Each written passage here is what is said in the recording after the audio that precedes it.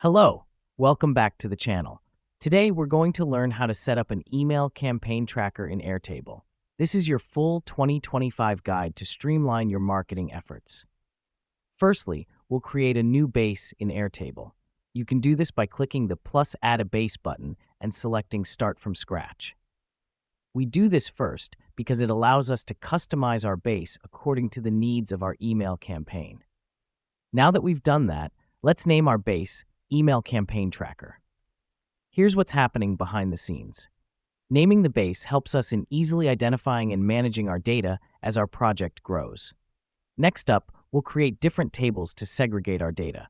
Start by creating tables for contacts, emails, and campaigns. The reason we do this is to ensure each aspect of our email campaign is individually tracked and managed. Now, let's move on to linking the tables together. In the Campaigns table, add a new field and select the type as Link to another record. Choose the Emails table and repeat for Contacts. This helps us because it creates a connection between our campaigns, the emails we send, and our contacts, enabling us to track the entire campaign seamlessly. After linking our tables, we'll add specific entries in each table.